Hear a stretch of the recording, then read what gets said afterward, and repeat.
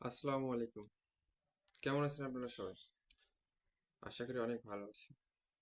তো আজকে আবার একটা নতুন ভিডিও নিয়ে আপনাদের মাঝে হাজির হলাম। অনেকে আমাকে কমেন্ট করে বলছেন, ভাই আমিন কাকে বলে? আমিন শব্দের অর্থ কি? এটা একটু বিস্তারিতভাবে আমাদের আলোচনা করে জানাবেন। তো এই বিষয়টা নিয়ে আমি আজকে আলোচনা করব। তো আমিন শব্দের অর্থ কি? আমরা সবাই জানি আমিন শব্দের অর্থ হচ্ছে সত্যবাদী, সত্যরক্ষক, ন্যায় বিচারক। আমিন শব্দের আরবি শব্দ অর্থে ছয়রতে আপোষ, মহেশিকারে মিতে মীমাংসা, আর দন্তের নতে নিষ্পত্তি। অর্থাৎ নকশা দেখে যে আপোষ মীমাংসা করে দেয় তাকে আমরা আমিন বলি। তো প্রশ্ন আসতে পারে আমিন কাকে বলে?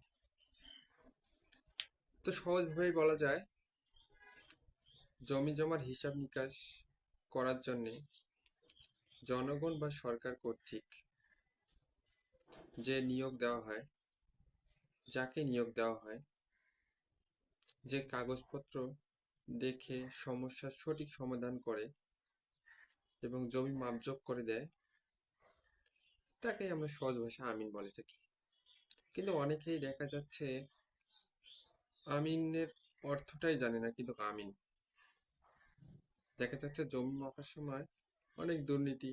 অনেকেই দেখা যাচ্ছে যে জমি মাপার সময় একজন ক্ষমতাশালী ব্যক্তি জমি মাপতেছে, যে উনি ওনাকে কিছু দিল, হাতে ধরিয়ে দিল, ভাই আমার জমিটা একটু দেখিয়েন।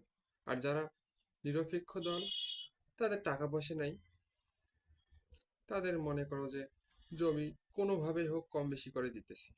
এরকম অনেক দেখা যায়, রহ হচ্ছে। তো আপনারা যারা আমিন আছেন, তারা এরকম অসৎ কাজ করবেন না। আমিনের অর্থ বুঝবেন, আমিন কাকে বলে সেটা বুঝবেন, তারপরে জমি মাপা শুরু করবেন।